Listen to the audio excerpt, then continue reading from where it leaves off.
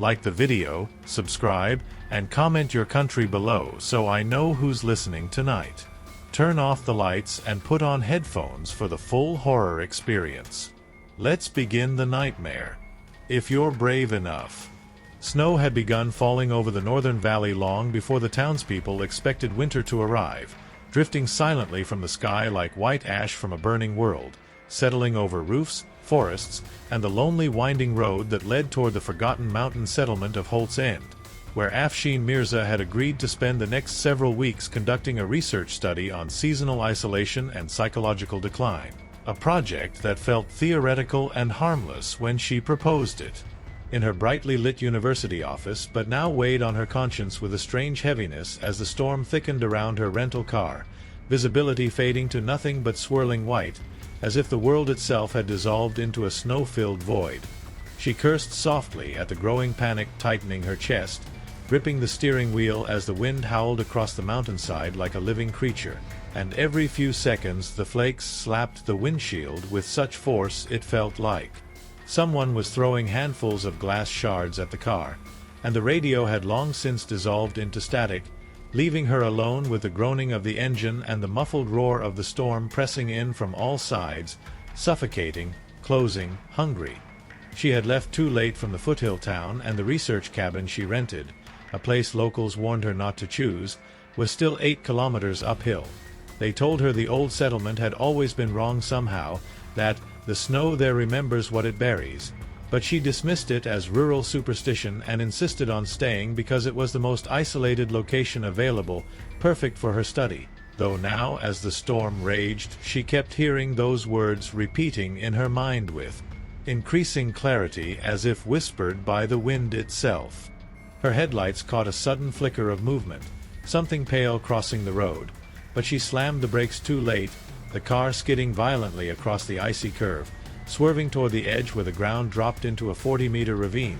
The tires screamed, the world tilted, and for a breathless moment she thought she would die right there, swallowed by the white abyss, but the car stopped just inches from the edge, shaking like an animal that had been frightened nearly to death. Her heartbeat thundered in her ears as she leaned forward, breathing hard, staring into the darkness of the forest to see what she had almost hit. But there was nothing now, only swirling snow and a faint outline of trees bending under the weight of winter. She forced herself to continue driving, slow, careful, whispering prayers under her breath, until at last she reached the flat snowy opening where the cabin should have been. But something was wrong. The cabin was there, except it looked older than the pictures she saw in the listing. Much older. Weather-beaten, wood darkened by cold, windows clouded, roof bowed under the snow like it had been abandoned for decades. She stepped out of the car, boots sinking deep into snow up to her knees, breath freezing in the air like smoke, and as she approached the front door she noticed a strange pattern carved into the wood. Circles inside circles, intersecting lines, symbols she didn't recognize, each filled with packed snow that had not melted despite touching warm human skin. As she brushed her fingers over it, and she flinched at the cold. An unnatural cold that felt almost alive, crawling up her fingertips like frostbite made of needles. She unlocked the door and stepped inside, her flashlight beam trembling as she swept it across the interior. Dusted shelves, an old hearth filled with blackened logs, chairs arranged in a circle as if someone had been hosting late-night gatherings, and a heavy silence that felt too thick, too deliberate, as though the room was holding its breath while watching her. She tried the light switch. Nothing. The power lines must have been knocked out. She set her bags down, lit a lantern she found hanging near the door, and its yellow glow spread across the room, pushing back the darkness just enough for her to see the outlines of everything. The air smelled faintly of pine and something else, something metallic and cold, like rusted iron or old blood left too long in the snow. She tried to convince herself it was only her nerves. The first night would be the hardest. All researchers experience it, she told herself. Isolation is part of the process. But even as she repeated the logic in her mind, she couldn't shake the sense that something was wrong with the cabin. Wrong with the air. Wrong with the stillness. She prepared the fireplace, lighting logs until the flames crackled warmly, casting broken shadows across the walls. Yet even with the fire, the cold did not leave. It clung to her skin, seeped into her bones, settled on her shoulders like an unseen hand resting too heavily.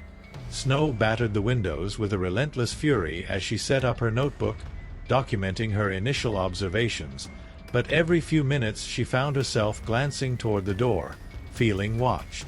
Hours passed. The storm worsened. And then, around 2:27 a.m., the sound began.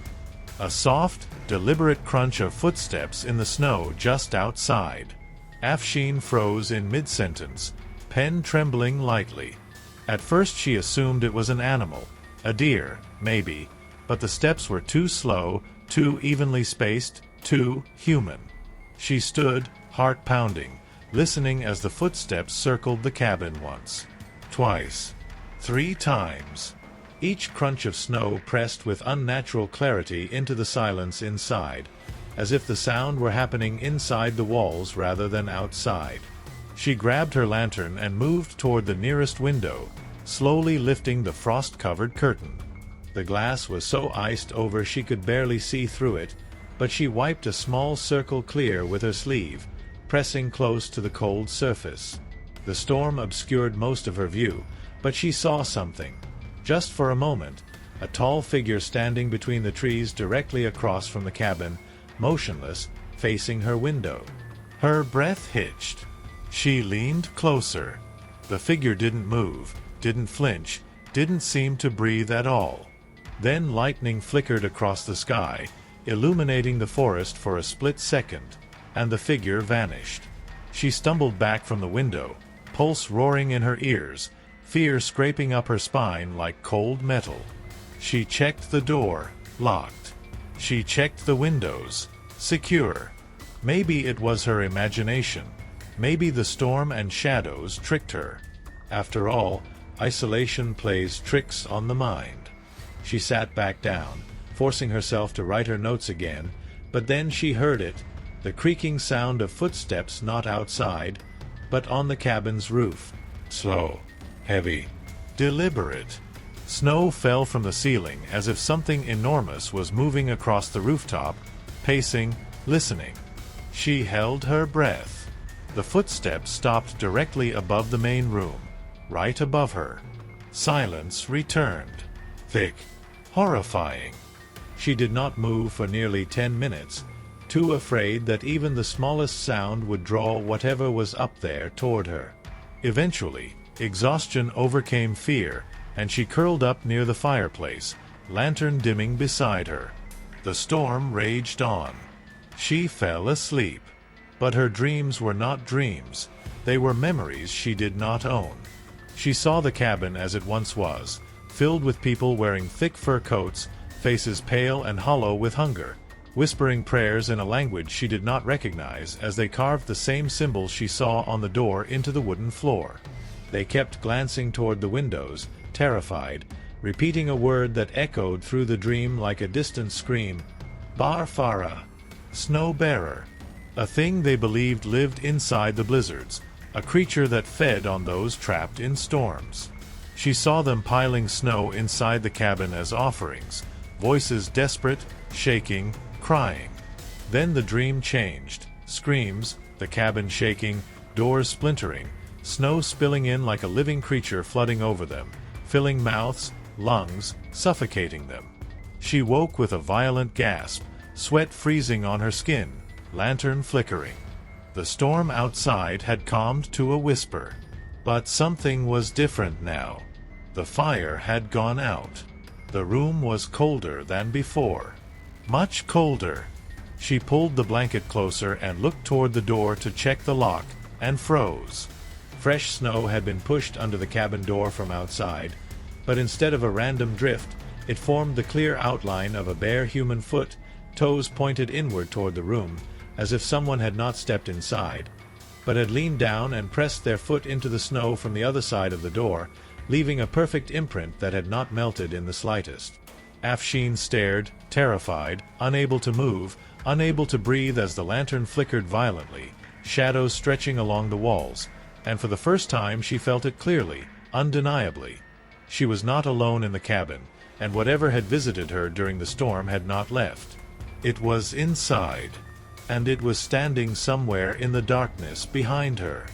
Afshin did not dare turn around at first. Every instinct inside her screamed that if she moved even an inch, the thing behind her would acknowledge her presence, would shift, would breathe, or worse, would touch her, cold fingers closing around her shoulder like a clamp of ice. But she forced herself to breathe slowly, silently, counting in her mind like she used to during severe panic attacks, except this time the fear did not pass. It grew thicker with every passing second, wrapping around her chest until her breaths felt sharp and shallow, and as the lantern's flame guttered and dimmed, stretching the shadows along the walls like dark arms reaching toward her, she finally gathered the courage to turn her head just enough to glimpse the far corner of the room, only to see nothing but darkness, absolute and heavy, like a patch of night had seeped down from the rafters and settled there, swallowing the weak light. The silence pressed in harder, so complete she could hear her own heartbeat thrumming inside her skull, and then, very faintly, barely audible beneath the blood rushing in her ears, came a sound that froze her entirely. Breathing. Slow, ragged, strained breathing, like someone struggling to inhale through lungs packed with snow. It came from directly behind her. Afshin's mind splintered in fear as she scrambled forward on hands and knees, reaching desperately for the lantern as the breathing grew louder, closer, almost curious. She grabbed it and stumbled toward the fireplace, trying to spark the embers back into flame, but the wood wouldn't ignite. It was as if the cold in the room prevented heat itself from existing, swallowing every spark before it could take shape. Her hands shook violently, the lantern clattering as she raised it toward the center of the room, praying for light, for warmth, for anything, and the flame flickered high enough to reveal the outline of something standing near the edge of the hearth. Tall, impossibly thin, hunched forward as if its spine had curled under centuries of cold, its arms hanging low like withered branches, and its face, oh God, the face, was entirely obscured by long strands of wet, frozen hair that dripped with melting snow, falling silently onto the floorboards like tiny ticking clocks marking the seconds she had left to live. She couldn't scream. The sound died in her throat as the creature lifted its head slightly, revealing glimpses of frostbitten skin, cracked and pale like old marble, and eyes that were not eyes at all but hollow, dark pits filled with swirling flakes of snow that moved as if stirred by an internal storm. It took one step toward her, the floorboards creaking under its weight, and the air around her collapsed into a suffocating chill that made her vision blur. She stumbled back, hitting her hip against the table, knocking her research notes to the ground where the pages instantly frosted over, as if touched by something impossibly cold. The creature leaned closer, its breath escaping from its hollow chest with a sound like wind being squeezed through broken wood, and whispered a word so faint she thought it might be memory rather than sound. Returned? Afshin fled. She darted toward the back room of the cabin, slamming the door shut behind her, pushing her weight against it as the shadows in the main room shifted and swayed unnaturally. She fumbled with her flashlight, clicking it on with trembling fingers, its beam slicing through the dark to reveal the cramped bedroom. Unmade bed, dusty dresser, window half covered by frost so thick it looked like white stone. She locked the door, backed away, sat down on the bed, clutching the flashlight like a lifeline. But then she heard it, the softest, most horrifying sound yet, a dragging noise across the floorboards outside, slow and deliberate, as if something was crawling toward her door on limbs not meant for crawling, as if it preferred to drag itself instead of walk. The doorknob twitched, once, twice, then turned. The lock held, but the door rattled violently, shaking the frame, dust falling from the rafters above.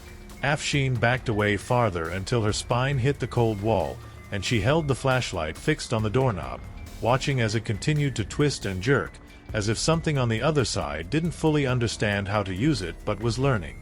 The rattling stopped. Silence fell, thick, suffocating, wrong.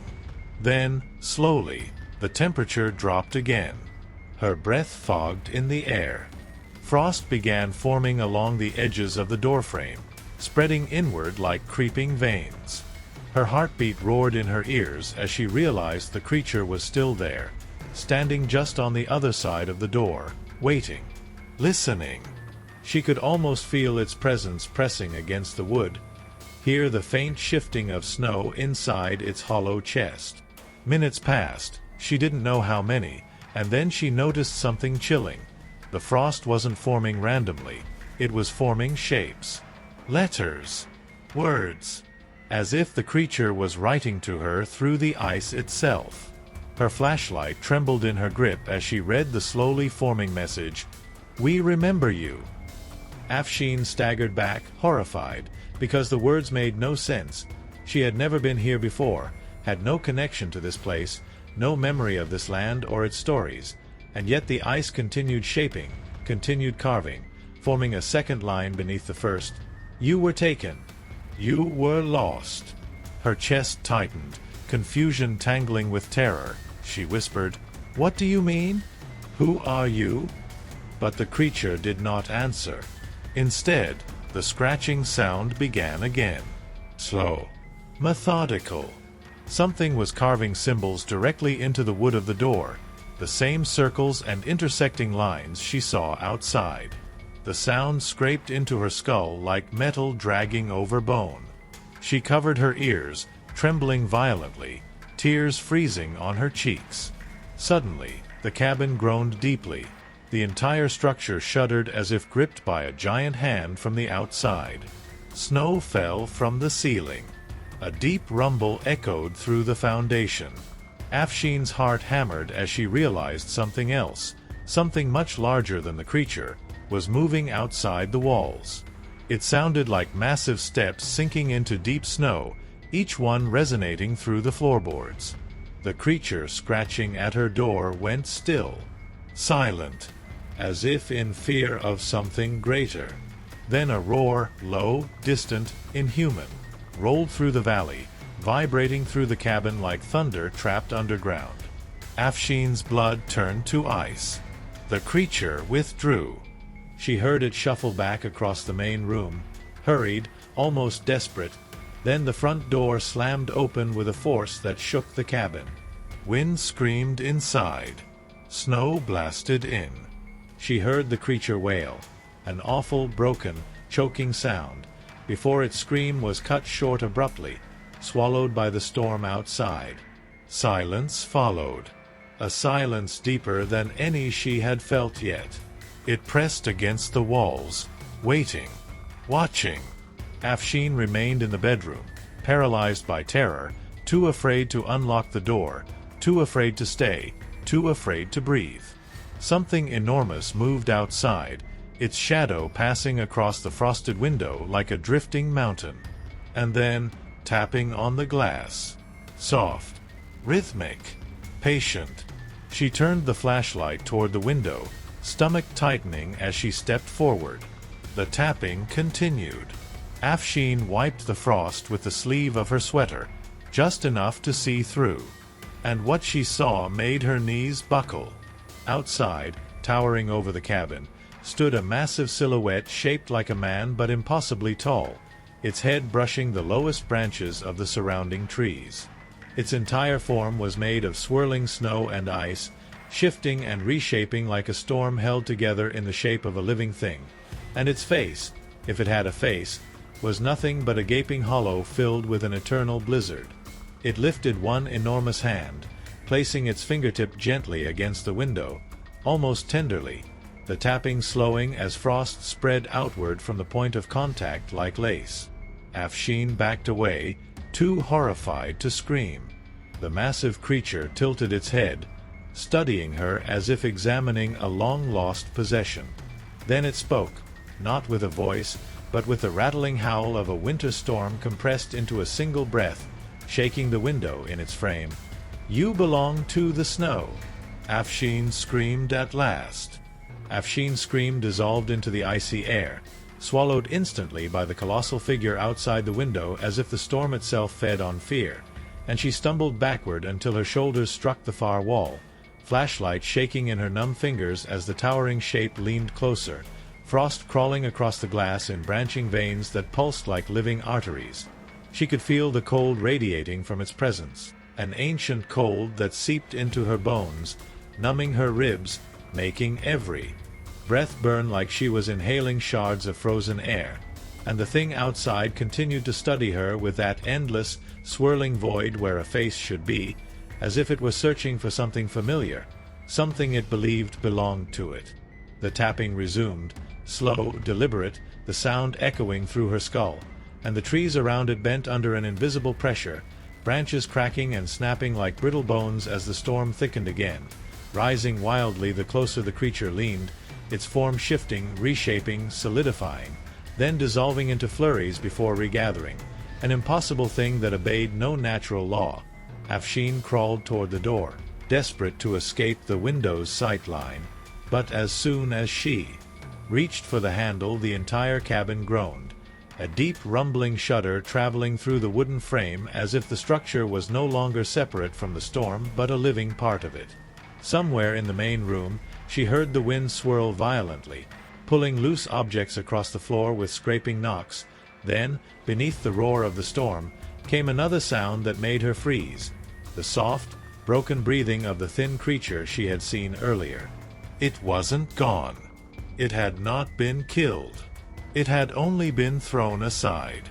Now its uneven breaths, sharp and rattling like air forced through a split throat, grew louder as it dragged itself back inside the cabin, its limbs scraping the wooden boards with a wet, slithering friction that made her skin crawl. Afshin clamped her hand over her mouth to stifle a sob. She could hear it coming closer, the sound stopping just outside the bedroom door. The handle moved again, slowly this time, gently, almost pleading, while the enormous creature's shadow shifted across the frosted window like a dark, drifting cloud, watching the smaller entity's attempts to reach her. Suddenly, the huge being outside produced a sound. Not a word, but a deep, rolling vibration like an avalanche being born in the depths of a mountain, and the smaller creature outside her door whimpered. It actually whimpered, like something terrified of its master. The doorknob released its tension. Silence spread again. But this silence felt conscious, heavy, and waiting, filled with the cold menace of two entities others would only know in nightmares.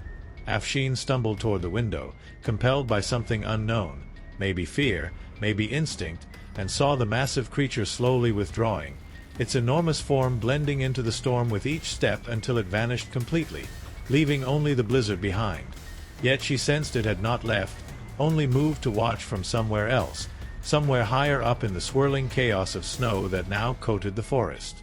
She pulled away from the window and sat on the floor, shaking, struggling to understand what any of this meant, why these things were here, why they kept whispering that she was returned, or lost, or belonging.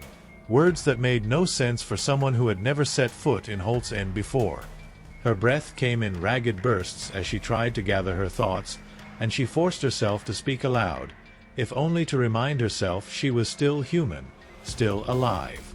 "I don't belong to anything," she whispered, voice trembling. "I don't know you. I'm not—" A sudden thump cut her off. Not outside. Not from the roof. But beneath her. The floorboards vibrated beneath her feet as if something enormous had shifted in the crawlspace below the cabin. Something with weight. Something trying to move silently but failing because its mass was too great to hide. A slow, dragging sound echoed through the floor. Something pulling itself across the frozen earth under the house. She scrambled onto the bed, clutching her bag like a shield, as dust trickled from the cracks between the boards. She watched in horror as the wood under her feet began to bow, then crack, then lift slightly, as if something was pushing upward toward her from the dark beneath the cabin. She held her breath, waiting for it to burst through. But then everything stopped. The wood settled back into place. Silence again. Afshin was shaking uncontrollably now, her mind spiraling, trying to understand what these creatures wanted from her, why they watched her, hunted her, spoke to her as if she were one of their own.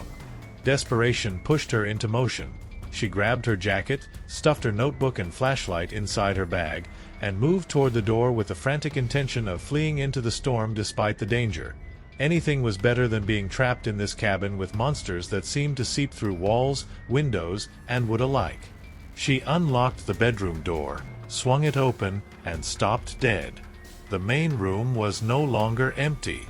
Across the floorboards, drawn in thick lines of packed snow, were symbols, hundreds of them.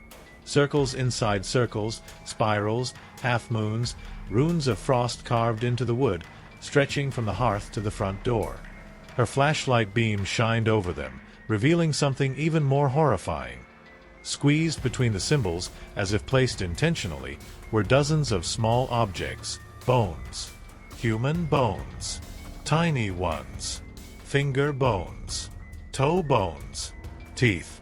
All frozen in ice.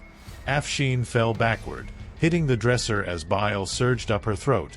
She turned away, choking on disgust and terror. But when she looked back, she realized something even worse. The bones weren't old. Frost still clung to them. Some still had bits of frozen skin. And every single one was arranged with ritualistic care, placed inside the symbols as if each piece served a purpose. Her eyes drifted to the front door, still open from when the massive creature had pulled the thin one outside, and she saw fresh footprints leading into the cabin. Not human footprints. Not the tall creature's enormous depressions.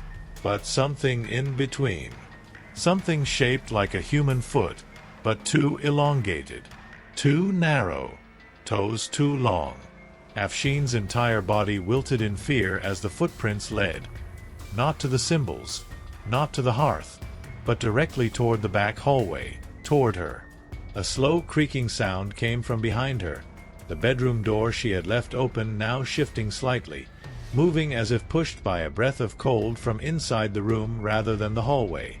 She turned slowly, heart pounding so violently she felt it pushing against her ribs like it wanted to escape her chest.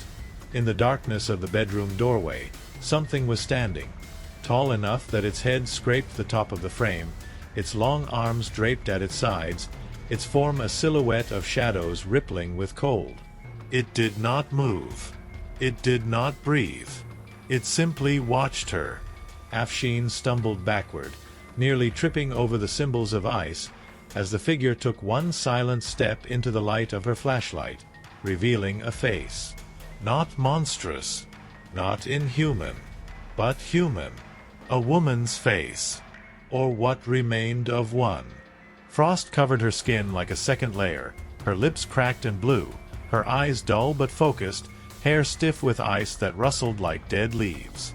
She opened her mouth, frost cracking like breaking porcelain, and spoke in a voice that sounded like a human whisper buried under 1,000 winter storms. "You should not have come back." Afshin felt the world tilt as the frozen woman stepped fully into the light, the ice covering her body cracking in thin fissures that wept slow trails of frost. And for a moment Afshin could not reconcile the horrific figure in front of her with the notion that this thing had once been human, but the woman's expression, though stiff and broken, held a trace of sorrow or maybe recognition, and she raised a trembling finger toward Afshin as if pointing out an undeniable truth. Her voice shuddered with every word, each syllable sounding like wind pushing through snow-laden branches. "You left us. You left us in the white." And though Afshin wanted to scream that she had never been here before, that she had never seen this woman or this cursed valley or anything like this in her life, the frozen woman only tilted her head, shards of ice falling from her hair like broken memories, and whispered again, "You forgot." A deep, aching dread began to coil inside Afshin as she stumbled backward, her gaze flicking between the creature woman and the symbols carved into the floor, as if the entire cabin were conspiring to rebuild a history she did not know she had. She felt the air contract around her, thinning, freezing, and she forced her voice through trembling teeth. "I don't know you. I don't know any of this. Please, just tell me what you want from me." But the woman flinched at the sound of her voice, retreating a step as if Afshin's denial caused her pain, and her frostbitten lips curled downward in a grimace that might have been grief or anger. Behind her, the storm outside roared suddenly, violently, as if responding to the woman's distress, and the walls of the cabin moaned under the force of the wind, snow spraying in through the cracks of the old wooden frame like cold fingers reaching in. Afshin's pulse pounded as the frozen woman's breath thickened into a cloud of glittering frost that hovered between them, swirling in unnatural patterns, forming shapes that dissolved before she could understand them. Faces, perhaps, or scenes, or warnings. And then the woman stepped closer again, her limbs moving with a stiffness that suggested they were half frozen, half broken, her joints creaking like ancient ice shifting beneath a frozen lake. "You will remember," she whispered, voice cracking sharply as a piece of ice broke from her jaw and hit the floor with a delicate chime.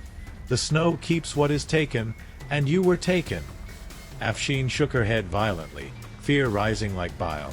"No, I wasn't. This isn't real." But her voice felt small, childish, and the frozen woman reached for her with fingers that were long and claw-like, each nail coated in thick frost, as if she meant to touch Afshin's cheek, not to harm her, but to confirm something.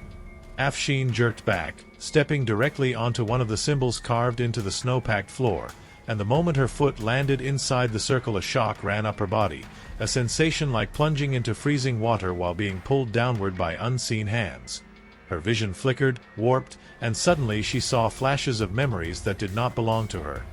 Men trudging through a blizzard with torches. Women huddled inside the cabin chanting softly. Children crying as the storm pounded at the walls like a beast demanding entry. And she felt herself falling backward into a memory she never lived. The frozen woman cried out, a sound halfway between a scream and a cracking glacier, and Afshin collapsed onto her knees, gripping her skull as the visions blurred into one unbearable moment. A young girl crying as the storm broke the door open, snow pouring inside like a tidal wave, freezing everything it touched, while enormous shadowy shapes moved within the whiteout, reaching for the living, pulling them into the snow one by one, including the young girl who screamed her name, Afshin, before being swallowed whole by the blizzard. Afshin gasped violently, the vision breaking apart, and stared at her hands as if seeing them for the first time. She did not remember that scene, yet her body trembled with the echoes of that terror, her muscles remembering the cold of being dragged beneath snow even though her mind insisted it had never happened. The frozen woman watched her with hollow eyes that glimmered with something like vindication and sorrow, whispering, "You were chosen, taken by the Barfara, but someone pulled you back, stole you from the snow. The storm has been searching for you ever since." Afshin's breath caught as the name repeated in her mind. Barfara, the snow-bearer, the massive creature that stood outside her window, and she felt the weight of its gaze even now, somewhere beyond the walls, watching, waiting. She crawled backward until her spine hit the cold cabin wall, shaking uncontrollably as she whispered, "No, I'm not one of you. I'm not." But the woman let out a soundless sob, frost falling from her eyes like tears, and stepped closer until her shadow fell over Afshin, growing darker as the lantern dimmed further. Then, without warning, the cabin shook violently, a thunderous impact slamming against the far wall as if something enormous had collided with it. Objects toppled, snow cascaded from the rafters, and Afshin screamed as the frozen woman snapped her head toward the source with a jerking motion, her body stiffening like an animal sensing its predator. A second impact followed, louder, splintering the wood of the cabin, and the storm outside howled with a fury so intense it felt alive, reacting to the presence inside the house. The frozen woman turned back to Afshin, fear carved across her frostbitten features, and whispered sharply, "It comes! It comes for what was never meant to be taken back. Hide, child of the snow, hide before it unravels you." Afshin's heart slammed against her ribs as she scrambled to her feet, but before she could move another step the back wall of the cabin exploded inward, boards shattering like fragile ice, snow blasting through the opening with hurricane force, and through the white swirling chaos she saw it again. The towering form, the living blizzard, the snow-bearer, stepping through the collapsing wall, its massive limbs swirling like storm currents held in shape, its hollow face fixed directly on her. The frozen woman screamed, a high, shattering note of terror and defiance, as she stood between Afshin and the colossal creature, her frail body crackling with frost, arms spread wide like a human shield against an unstoppable force. The snow-bearer lifted one enormous arm, the motion slow, deliberate, and devastatingly final, and with a single sweeping gesture the wind surged forward, engulfing the frozen woman in a torrent of snow so thick she vanished instantly, her screams snuffed into silence. Afshin stumbled backward as the snow-bearer stepped deeper into the cabin, its presence filling the space like a living void, and its voice, if it could be called a voice, rolled through the ruins in a low, echoing growl, the sound of centuries of winter speaking through a single word: found. Aisha felt the weight of the storm pressing on her chest as if the entire winter sky had settled atop her ribs, and with every breath she took, the cold seemed to seep further into her bloodstream, making her pulse sluggish and hollow, but she forced herself forward through the endless white maze of Frostpine's buried outskirts, guided only by the faint, distant echo of a heartbeat that was not hers. A rhythmic pulse carried through the snow like it traveled along veins rather than wind. She didn't know what she was following anymore. Instinct, madness, destiny, or the last thin thread of hope that something human still existed in this cursed landscape. Snowstorms didn't whisper. They didn't mimic voices. They didn't wear the faces of the dead. Yet everything around her did. She trudged onto the frozen lake, the same one where villagers had once spoken of strange disappearances, where children whispered that the ice reflected not your face but the face of something watching you beneath, and the moment her boots touched the surface, she felt it, movement, slow, circling, patient, like a predator sliding beneath a sheet of glass, tracking her shadow. The ice groaned, not from pressure, but from something brushing its underside. Aisha walked faster, yet the presence below followed, mirroring each of her steps with uncanny precision, and then a whisper rose through the cracks, the same voice she had heard in the cabin, soft, coaxing, impossible to ignore. "You cannot escape what remembers you. Come closer."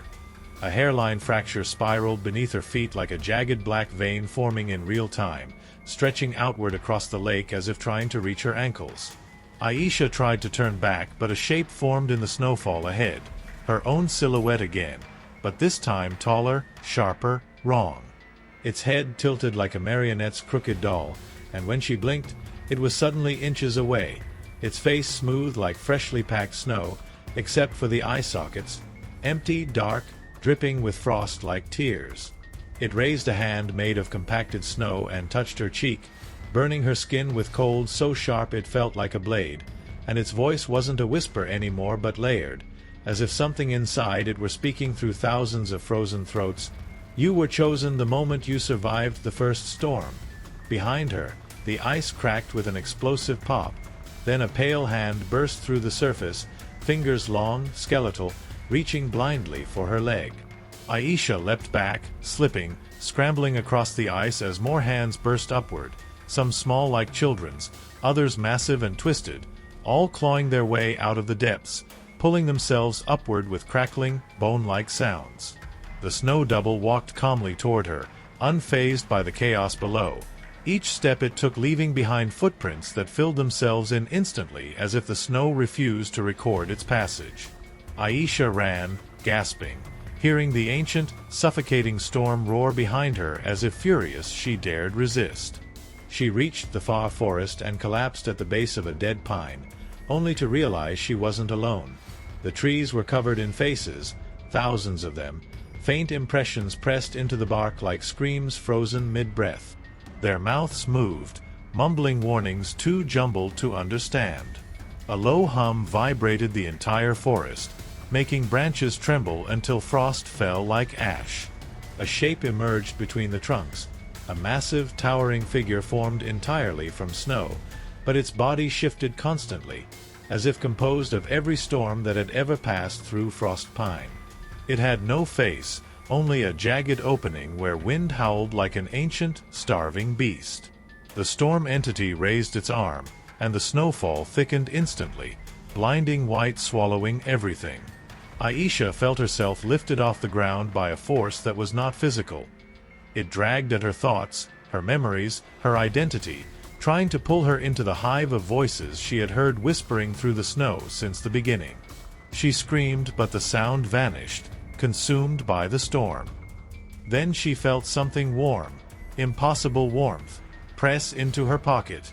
Her father's old lighter. The one he used to use during every power outage. The one she thought she lost. Her fingers shook as she flicked it open, a tiny flame sparking against the monstrous cold. The storm entity recoiled, shrieking in a voice like collapsing glaciers. Aisha hurled herself forward and shoved the flame into the hollow of its chest. Fire met snow. The forest exploded in steam, screams, cracking ice, violent wind whipping in every direction as the creature convulsed. Hands, faces, echoes, all the trapped voices inside it wailed like they were being torn from a prison. The lake behind her shattered fully, releasing a deafening roar as if the winter beneath had finally died. A blinding flash swallowed everything. Then nothing. Silence. When Aisha opened her eyes, she lay in the ruins of the forest, surrounded by melted patches where snow once stood impossibly high. The sky was clear for the first time in weeks. The storm was gone. Truly gone. She stumbled back toward Frostpine, expecting ruin, horror, bodies, yet found the town eerily normal, untouched, as if no storm had ever existed. Streets clean, rooftops bare, windows intact. People walked casually, laughing, shopping, unaware of anything unusual. She stopped a woman and asked, voice cracking, "What happened to the storm?" The woman frowned. "What storm, sweetheart? It hasn't snowed here in months." Aisha felt the world tilt. She ran to her cabin's location, only to find an empty clearing. No cabin. No ashes. No footprints. No history. No proof she had ever been there at all. Her phone buzzed suddenly. She nearly dropped it. One unread message. From her mother's old number. Snow never forgets. And neither do we. A cold wind brushed her neck. She turned. In the reflection of a store window beside her, she saw her own face. No breath, no warmth, eyes hollow like two dark pits filled with swirling white. And behind her reflection, the storm was slowly forming again. A cold wind brushed her neck. She turned. In the reflection of a store window beside her, she saw her own face. No breath, no warmth, eyes hollow like two dark pits filled with swirling white. And behind her reflection, the storm was slowly forming again.